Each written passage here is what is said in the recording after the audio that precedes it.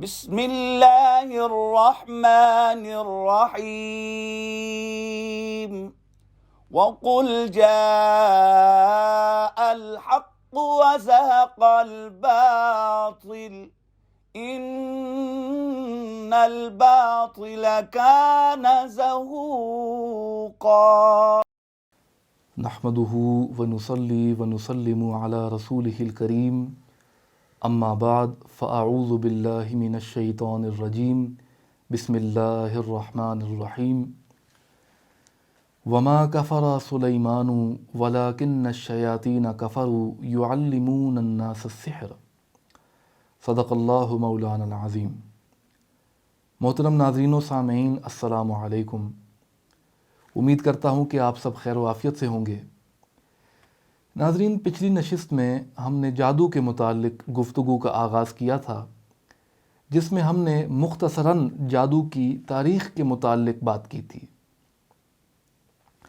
لفظ جادو کا معنی کیا ہے، جادو کے متعلق لوگوں کے توہمات کیا ہیں، اور جادو کی حقیقت کو تسلیم نہ کرنے والے کے متعلق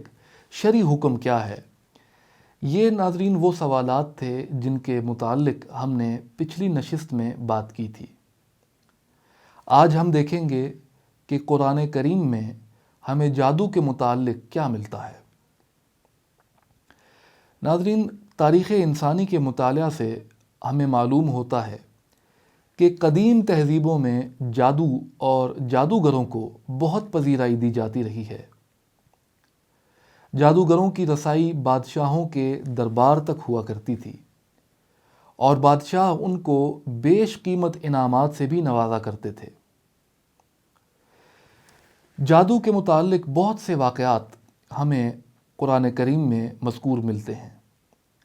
اللہ تعالیٰ نے سورۃ البقرہ میں ارشاد فرمایا کہ وَاتَّبَعُوا مَا تَتْلُو الشَّيَاطِينُ عَلَى مُلْكِ سُلَيْمَانَ وَمَا كَفَرَ سُلَيْمَانُ وَلَكِنَّ الشَّيَاطِينَ كَفَرُوا يُعَلِّمُونَ النَّاسَ السِّحْرَ۔ ناظرین، یہ آیت کریمہ جادو کے موضوع پر بات کرتی ہے، اور اس آیت کریمہ کے سیاق و سباق سے ہمیں معلوم ہوتا ہے کہ اہل یہود نے اللہ تعالیٰ کی طرف سے نازل شدہ کتاب یعنی تورات کو پس پشت رکھ کر جادو پر عمل کرنا شروع کر دیا تھا، اور وہ لوگ طرح طرح کی شعبدے بازیوں میں پڑ گئے تھے۔ اہل یہود نے حضرت سلیمان علیہ السلام کے متعلق یہ بہتان ان پر لگا دیا تھا کہ نعوذ باللہ حضرت سلیمان علیہ السلام جادو کرتے ہیں، اور اسی جادو کے زور پر انہوں نے بحر و بر پر حکومت کی ہے۔ حتیٰ کہ یہودیوں نے یہ بھی کہہ دیا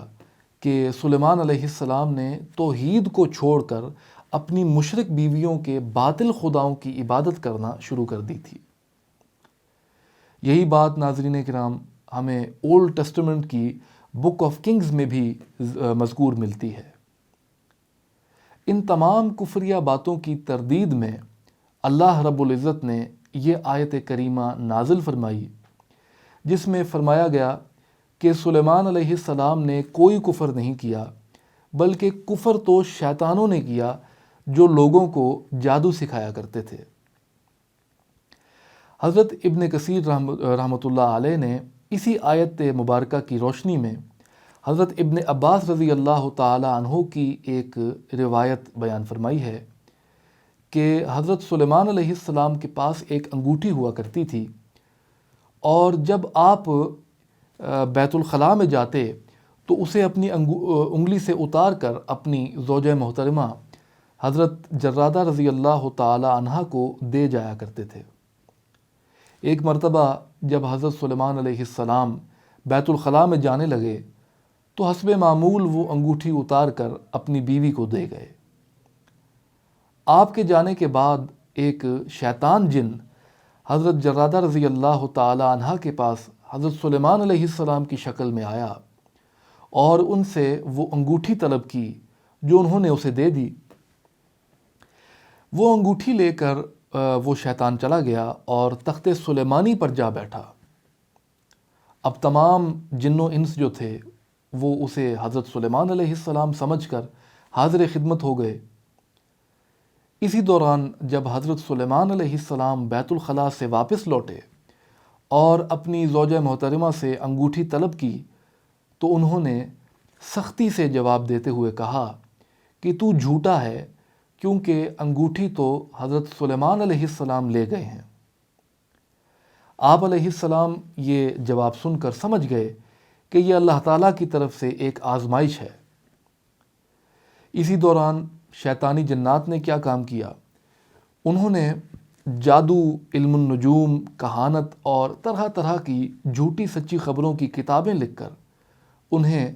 حضرت سلیمان علیہ السلام کے تخت کے نیچے دفنا دیا۔ حضرت سلیمان علیہ السلام جب دوبارہ تخت و تاج کے مالک ہوئے اور آزمائش کا زمانہ ختم ہوا، اور بالآخر جب آپ علیہ السلام نے اس دنیا فانی سے رحلت فرمائی، تو شیطانوں نے انسانوں سے یہ کہنا شروع کر دیا کہ حضرت سلیمان علیہ السلام کوئی اللہ کے نبی تو نہیں تھے، بلکہ ان کی طاقت اور بادشاہت کا راز تو وہ جادو کی کتابیں ہیں جو ان کے تخت کے نیچے دفن ہیں، لہٰذا وہ تو جادو کے ذریعے ہم سب پر حکومت کرتے رہے، وہ اللہ کے نبی تو نہیں تھے۔ یہ کہہ کر شیطانی جنات نے انسانوں کو وہ جگہ دکھائی جہاں انہوں نے وہ کتابیں خود دفن کی تھیں، اور کہا کہ اس جگہ کو کھودو اور اس کو کھود کر وہ کتابیں نکال لو۔ ناظرین، جب انسانوں نے تخت کے نیچے زمین کھودی تو وہ کتابیں برآمد ہو گئیں، لہٰذا لوگ بھی یہ ماننے لگ گئے کہ حضرت سلیمان علیہ السلام کوئی اللہ کے نبی نہیں تھے، بلکہ وہ تو ایک بادشاہ تھے جنہوں نے جادو کے ذریعے طاقت حاصل کی اور تمام مخلوقات پر حکومت کرتے رہے۔ ناظرین، آج بھی اہل یہود جو ہیں وہ حضرت سلیمان علیہ السلام کو اللہ کا نبی نہیں مانتے، بلکہ انہیں کنگ سلیمان کہتے ہیں، یعنی انہیں بادشاہ تسلیم کرتے ہیں، جبکہ ان کے برعکس ہم مسلمان جو ہیں، ہم حضرت سلیمان علیہ السلام کو اللہ تعالیٰ کا ایک سچا نبی مانتے ہیں، جنہیں اللہ رب کریم نے اپنے فضل و کرم سے تخت و تاج کا مالک بھی بنایا تھا۔ ناظرین، سورۃ البقرہ کی جو آیت کریمہ میں نے تلاوت کی وہ اپنے اندر بہت تفصیل رکھتی ہے۔ کتب تفاسیر میں یہ بات ہمیں ملتی ہے کہ چونکہ عہد سلیمانی میں یہودیوں نے اللہ تعالیٰ کی طرف سے نازل شدہ کتاب یعنی تورات کو پس پشت ڈال کر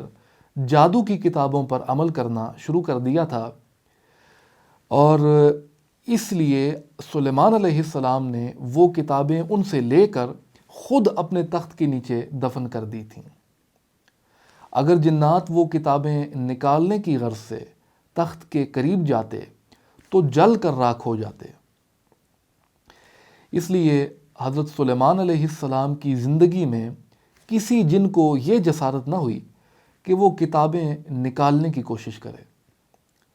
مگر جب حضرت سلیمان علیہ السلام نے دنیا سے پردہ فرمایا تو جنات نے انسانوں کے ذریعے وہ کتابیں نکلوا لیں۔ اس کے بعد کیا تھا، جن و انس جادو میں ملوث ہو گئے، اور حتیٰ کہ یہ مشہور ہو گیا کہ جنات علم غیب جانتے ہیں۔ ان تمام باتوں کی تردید میں اور ان تمام باتوں کے رد میں اللہ تعالیٰ نے یہ آیت کریمہ نازل فرمائی، جس نے آ کر ان تمام کفریات کی تردید کر دی اور کہا کہ وما کفر سلیمان ولکن الشیاطین کفروا یعلمون الناس السحر، یعنی حضرت سلیمان علیہ السلام نے ہرگز کفر نہیں کیا، یعنی جادو میں ملوث نہیں ہوئے، بلکہ کفر تو شیطانوں نے کیا جو لوگوں کو جادو سکھایا کرتے تھے۔ اسی آیت کریمہ میں مزید مذکور ہے کہ وما انزل علی الملکین ببابل ہاروت و ماروت۔ ناظرین، یہاں دو احتمالات پائے جاتے ہیں۔ پہلا احتمال یہ ہے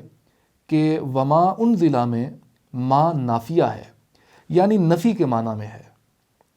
اگر یہ معنی لیا جائے تو آیت کا ترجمہ یہ ہوگا کہ ہاروت و ماروت نامی فرشتوں پر ہرگز کوئی جادو نازل نہیں ہوا، اہل یہود یہ کہا کرتے تھے کہ چونکہ جادو ایک ایسا آسمانی علم ہے جو اللہ تعالیٰ نے فرشتوں کو دیا اور وہی علم فرشتوں نے پھر انسانوں کو سکھایا، لہٰذا جادو بھی ایک آسمانی اور مقدس چیز ہے۔ لیکن یہودیوں کی اس سوچ کی تردید ماں نافیہ نے آگے کر دی اور ارشاد ہوا کہ فرشتوں پر تو کوئی جادو کا علم نازل ہوا ہی نہیں ہے۔ علامہ قرطبی رحمۃ اللہ علیہ اس بات کی تائید کرتے ہوئے فرماتے ہیں کہ یہی سب سے زیادہ صحیح بات ہے اور اس آیت کی یہی تعویل کرنی چاہیے۔ لیکن ناظرین، یہ بعض کی رائے ہے اور جمہور علماء کی رائے کچھ اور ہے، اور یہ اس آیت کا دوسرا احتمال ہے۔ جمہور علماء کا قول یہ ہے کہ وما انزل میں ما نافیہ نہیں بلکہ ما موصولہ ہے، اور اس کا عطف اتبعوا پر ہے۔ ان کے نزدیک اس آیت کریمہ کا ترجمہ یہ ہوگا کہ اور جو کچھ ہم نے ہاروت و ماروت پر بابل شہر میں نازل کیا، یہودی اس کی بھی پیروی کرنے لگے۔ یہاں ایک نہایت اہم سوال پیدا ہوتا ہے، اور یقیناً شاید آپ بھی سوچ رہے ہوں گے، اور جس کا ازالہ بہت ضروری ہے۔ ناظرین، سوال یہ ہے کہ ہاروت و ماروت تو معصوم فرشتے تھے، ان کو اللہ تعالیٰ نے جادو کا علم کیوں دیا، اور پھر انہیں زمین پر لوگوں کو یہ علم سکھانے کے لیے کیوں اتارا گیا؟ ناظرین، اس کی حکمت یہ ہے کہ چونکہ اس دور میں جادو کا بہت چرچا تھا اور بڑے بڑے جادوگر موجود تھے جو لوگوں کو آئے دن نت نئے کرتب دکھا کر حیران کر دیا کرتے تھے۔ تو اس ماحول میں ہر انسان کے ذہن پر جادو سوار تھا، جس کی وجہ سے لوگ جادو اور معجزے کے مابین فرق ہی نہیں کر سکتے تھے، یعنی انہیں پتہ ہی نہیں چلتا تھا کہ یہ جادو ہے اور یہ معجزہ ہے۔ بلکہ جیسا کہ میں نے پہلے کہا کہ انہوں نے تو جادو کو آسمانی اور مقدس علم سمجھنا شروع کر دیا تھا۔ اسی لیے اللہ تعالیٰ نے ہاروت و ماروت 2 فرشتوں کو زمین پر بھیجا، جن کا کام یہ تھا کہ وہ لوگوں کو جادو سے روکتے اور منع کرتے تھے کہ دیکھو، جادو مت کرو، یہ کفر ہے، تم کفر مت کرو۔ اور ناظرین، اسی چیز کو قرآن مجید نے یوں بیان فرمایا کہ وما يعلمان من احد حتى يقولا انما نحن فتنة فلا تکفر، یعنی وہ دونوں فرشتے لوگوں کو کچھ نہیں سکھاتے تھے جب تک یہ نہ کہہ لیتے کہ دیکھو، ہم تو نری آزمائش ہیں، لہٰذا تم کفر مت کرو۔ یہاں علامہ قرطبی رحمۃ اللہ علیہ اور بعض دیگر مفسرین کرام نے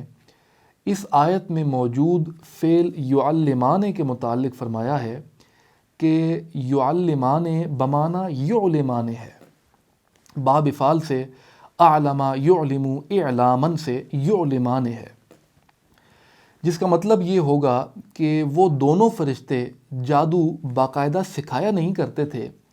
بلکہ لوگوں کو جادو کے مفاسد سے آگاہ کیا کرتے تھے۔ لیکن یہ بعض کی رائے ہے، بعض کا قول ہے۔ زیادہ قوی قول یہ ہے کہ وہ دونوں فرشتے لوگوں کو اللہ کے حکم سے جادو سکھایا کرتے تھے، اور رہا یہ سوال کہ کیوں سکھایا کرتے تھے، تو وہ اس لیے سکھایا کرتے تھے کیونکہ یہ حکم خداوندی تھا۔ دوسری وجہ یہ تھی تاکہ وہ لوگوں کو جادو کے مضرات سے آگاہ کر سکیں، اور پھر ایک وجہ یہ بھی تھی کیونکہ اللہ تعالیٰ نے انہیں لوگوں کی آزمائش کے لیے بھیجا تھا، تاکہ وہ دیکھے کہ اس کے بندوں میں سے کون ایسا ہے جو فرشتوں کی تنبیہ سن کر جادو سے باز رہتا ہے، اور کون یہ سننے کے بعد بھی جادو کرتا ہے اور کفر کرتا ہے، اور کون ایسا ہے یعنی ان سے جو یہ سننے کے بعد بھی ان سے جادو کا علم سیکھتا ہے۔ سورۃ البقرہ کی اس آیت کریمہ میں مزید اللہ تعالیٰ نے ارشاد فرمایا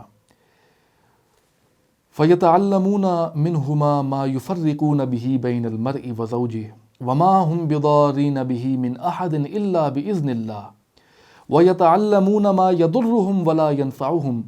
وَلَقَدْ عَلِمُوا لَمَنِ اشْتَرَاهُ مَا لَهُ فِي الْآخِرَةِ مِنْ خَلَاقٍ وَلَبِئْسَ مَا شَرَوْا بِهِ أَنفُسَهُمْ لَوْ كَانُوا يَعْلَمُونَ،